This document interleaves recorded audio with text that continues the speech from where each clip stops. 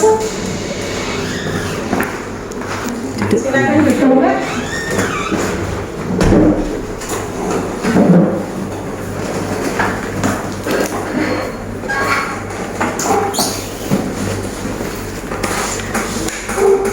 Perkenalkan, nama saya Ibu Warmawati, bidan yang bertugas di Puskesmas Kedunguni 2 pada pagi hari ini. Mbak siapa? Rizka Emeliana. Mbak Rizka Emeliana, panggilannya Mbak Imel. Mbak Imel. Nek Mas siapa? Miftahul. Mas Miftahul Ulum. Panggilan? Ulum. Mas Ulum. Pada pagi hari ini ada keluhan apa Mbak? Daftar Puskesmas. Mau konsultasi tentang perencanaan kehamilan sehat, Bu. Mau konsultasi tentang perencanaan kehamilan sehat. Mbak Imel dan Mas Ulum ya tadi ya. Calon pengantin nggih, mau merencanakan kehamilan sehat nggih. Ini saya beri konseling tentang perencanaan kehamilan sehat nggih. Mau nggih? Mau nggih. Jadi untuk merencanakan kehamilan yang sehat itu ada 5 faktor yang harus dipersiapkan Mbak Imel nggih. Yang pertama itu faktor psikologis. Jadi Mbak Imel dan Mas Ulum itu yang pertama siap untuk hamil, yang kedua berarti harus menghindari hal-hal yang menyebabkan stres karena ingin hamil, jadi dua-duanya harus jangan stres. Faktor psikologisnya itu. Kemudian faktor psikologis yang lainnya itu tidak ada tekanan dari keluarga untuk segera hamil. Jadi memang karena keinginan berdua. Kemudian yang ketiga tidak ada tuntutan untuk jenis kelamin. Jadi nanti pengennya anak laki-laki atau perempuan itu nggak ada tuntutan, bebas mau dikasih dikasihnya. Kemudian jangan ada KDRT, kekerasan dalam rumah tangga, itu faktor psikologisnya. Kemudian yang kedua faktor persiapan fisik. Jadi fisiknya harus dipersiapkan. Karena fisik harus disiapkan, jadi harus menata kehidupan pola hidup yang sehat.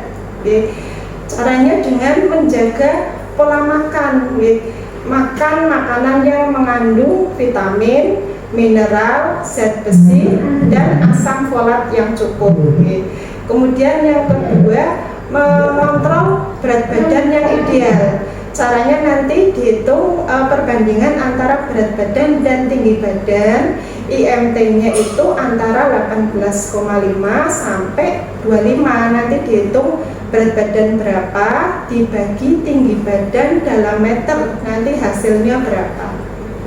Kalau antara 18,5 sampai 25 berarti itu berat badannya ideal. Kemudian selain itu harus olahraga yang teratur Mbak Imel. Olahraga yang teratur minimal 30 menit sehari. Kemudian menghilangkan kebiasaan buruk, contohnya kebiasaan merokok, kebiasaan minum minuman yang beralkohol, atau konsumsi narkoba, itu benar-benar tidak boleh. Kedua pasangan, nggak hanya Mbak E, juga termasuk Mas E juga harus menghindari tersebut. Kemudian bebas dari penyakit dan virus yang menular yang dapat mengganggu pertumbuhan dan perkembangan janin. Selain itu harus berhenti menggunakan kontrasepsi. Tentu saja saat ini nggak pakai kontrasepsi kan ya. Nanti kalau sudah menikah langsung ingin hamil kan Mbak Imel Terus minimalkan bahaya lingkungan. Contohnya paparan dari asap rokok tadi, selain paparan asap rokok, paparan dari sinar radiasi, dari produk kimia, dari hewan peliharaan. Masnya merokok tidak, Mas? Merokok. Kalau bisa nanti coba dikurangi perlahan, atau harapannya bisa berhenti.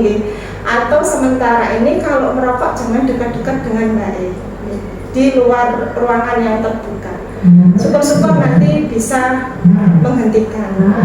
Kemudian yang ketiga itu kesiapan finansial. Jadi persiapan selama kehamilan untuk biaya pemeriksaan kehamilan dan membeli kebutuhan ibu hamil seperti makanan yang bergizi, susu, dan suplemen untuk ibu hamil. Selain itu, persiapan tabungan untuk merencanakan nanti pada saat persalinan ya Mbak. Kemudian persiapan untuk membeli peralatan untuk bayinya, itu persiapan finansialnya. Kemudian yang keempat itu persiapan pengetahuan. Jadi Mbak dan Mas nanti harus mengerti tentang perencanaan kehamilan. Ya, perencanaan kehamilan itu saat ini yang sedang saya berikan ini ya. Selain tahu tentang perencanaan, nanti harus tahu tentang perawatan selama ibu hamil. Kemudian tahu tentang perencanaan persalinannya, itu nanti harus di tenaga kesehatan. Selain itu harus tahu perawatan pasca bersalinnya, nanti kalau saat sesudah melahirkan nanti perawatannya harus bagaimana, itu nanti Mbak dan Mas harus mengetahui. Selain itu juga perawatan BBL, perawatan bayi baru lahir. Kemudian yang terakhir itu faktor usia. Jadi usia yang ideal untuk hamil itu antara usia 20 sampai 35 tahun Mbak.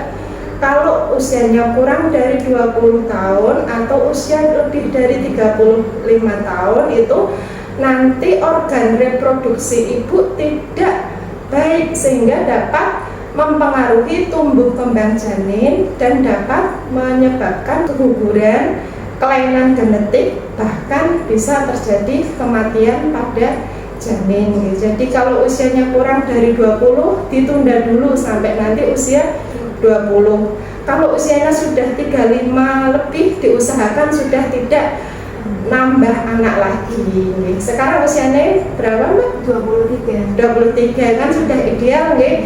Nanti rencanakan mau punya anaknya 2 atau 3, maksimal 3, jangan lebih dari 3. Cukup 2 saja nek saran saya nggih. Itu tadi beberapa faktor yang harus disiapkan kalau ingin merencanakan kehamilan. Gimana Mbak? Sudah jelas? Jelas Bu. Jelas nggih? Jelas betul Mas? Jelas. Ada yang ingin ditanyakan dari yang tadi saya sampaikan? Sudah cukup. Sudah cukup nggih? Ini saya catat dulu nggih.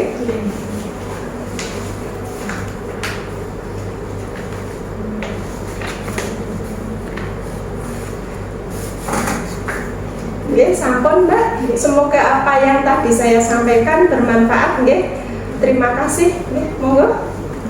Monggo. Sama-sama.